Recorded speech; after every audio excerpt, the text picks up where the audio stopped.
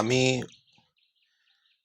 প্ৰেক্টিকেলৰ যিটো আমাৰ মানে বা জুলজিৰ পৰীক্ষা আহি আছে এক্সামিনেশ্যন, তো তাত আমাক এটা বস্তু লাগিব, সেইটো হৈছে পেডিগ্ৰী এনালাইচিছ।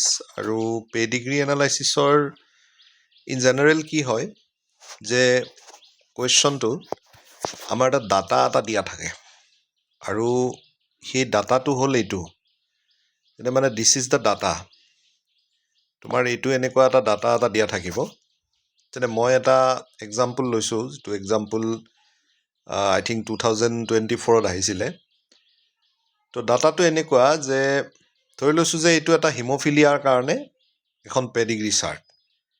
তো আমাৰ এনেকৈ দিয়া আছে যে haemophilic father and a normal mother have one haemophilic son and haemophilic daughter and one normal daughter. এইখিনি দিয়া আছে, the haemophilic son marries a normal female and their only daughter is normal.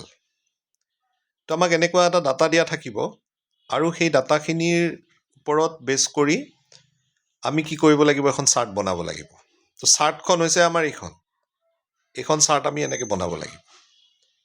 তো এইখন চাৰ্টত আমি গমেই পাইছোঁ যে হিম'ফিলিক ফাদাৰ, তো ফাৰ্ষ্ট জেনেৰেশ্যন 1 যিটো আমি চাওঁ, তো জেনেৰেশ্যন 1ত হিম'ফিলিক ফাদাৰজনৰ কি আছে, হিম'ফিলিয়া আছে, এইটো হিম'ফিলিক ফাদাৰ। তেওঁলোকৰ আৰু যিজন mother, C is a normal mother, কিন্তু তেওঁলোকৰ আকৌ কি আছে, এটা হিম'ফিলিক চন আৰু হিম'ফিলিক ডটাৰ আৰু এটা নৰ্মেল ডটাৰ, এইকেইটা। তো হিম'ফিলিক চন, তাৰপিছত haemophilic daughter and a normal daughter.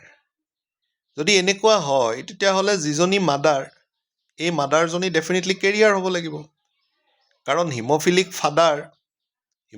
ফাদাৰজন এইজন, this is haemophilic father and a carrier মাদাৰজনী যদি কেৰিয়াৰ হয়, তেতিয়াহে তেওঁলোকৰ কি হ'ব পাৰে, যিটো ফিমেলটো যিটো হিম'ফিলিক ফিমেল হ'ব পাৰে। তাৰমানে হিম'ফিলিক ফিমেল যদি কাৰোবাৰ, তোমাৰ যদি হিম'ফিলিক ডটাৰ যদি হয় কোনোবা, তো হিম'ফিলিক ডটাৰৰ পেৰেণ্টছটো কি হ'ব, যে ফাদাৰ হিম'ফিলিক হ'ব, আকৌ মাদাৰো কেৰিয়াৰ হ'ব, যিটো আমি অলৰেডি জানো।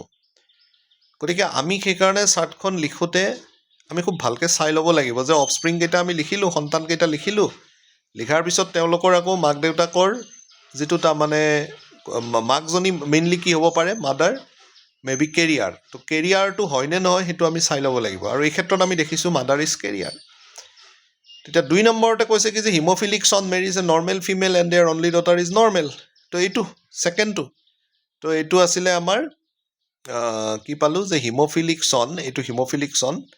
তো তেওঁ ডটাৰ এটা নৰ্মেল কি কৰিছে, যে marries a normal female and their only daughter is normal, so' she is normal.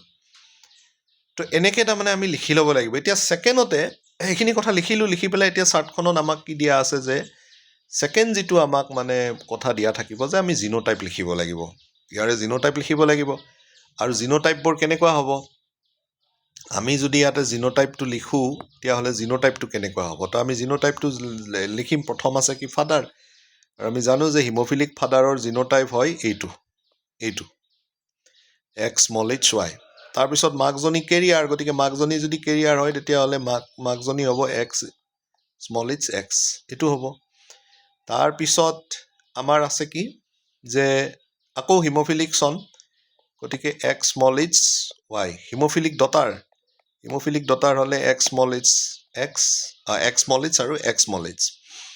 আৰু আনফালে দেয়াৰ ইজ ওৱান ডটাৰ, আৰু এই যিগৰাকী ডটাৰ, এইগৰাকীও কি হ'ব, আল্টিমেটলি কেৰিয়াৰ হ'ব, বা নৰ্মেল মানে আচলতে কেৰিয়াৰ হ'ব। কিয় কেৰিয়াৰ হ'ব, কাৰণ তোমাৰ ফাদাৰৰ কি আছে, এটা হিম'ফিলিক জিন আছে, গতিকে ফাদাৰৰ হিম'ফিলিক জিনটো আমি জানো ডাইৰেক্টলি চনলৈকে নাযায়, এইটো ডটাৰলৈকে যায়। তো এই ডটাৰগৰাকী চি উইল বি কেৰিয়াৰ হৈ গ'ল। তো আমি সেইকাৰণে কেৰিয়াৰ লিখিছোঁ। এতিয়া বাকী থাকিলে কি, এইটো ঠিকে আছে, ছেকেণ্ড জেনেৰেশ্যন, এইটো থাৰ্ড জেনেৰেশ্যন। আৰু থাৰ্ড জেনেৰেশ্যনত আমি দেখিছোঁ যে হিম'ফিলিক যিজন কি আছিলে, ফাদাৰ, আৰু নৰ্মেল ওমেন বা নৰ্মেল ফিমেল, আৰু তেওঁলোকৰ এজনী কি আছে, তোমাৰ only daughter and C is normal. তো এইটোত আমাৰ কোনো সমস্যা নাই, কাৰণ এইটো নৰ্মেল ডটাৰ মানে আল্টিমেটলি ডটাৰগৰাকী ইয়াতো কি হ'ব, কেৰিয়াৰেই হ'ব।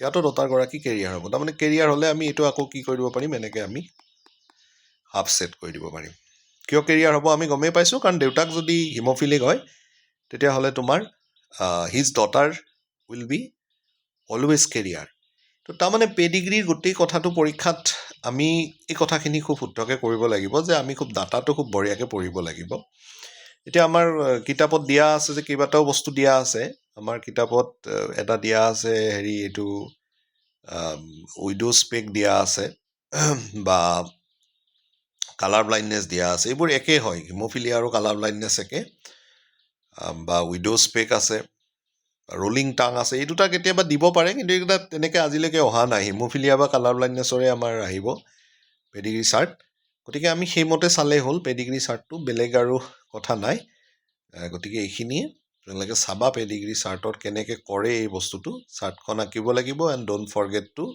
ৰাইট দ্য জিনোটাইপ কাৰেক্টলি জিনোটাইপটো যাতে কাৰেক্টলি চবেই লিখা থেংক ইউ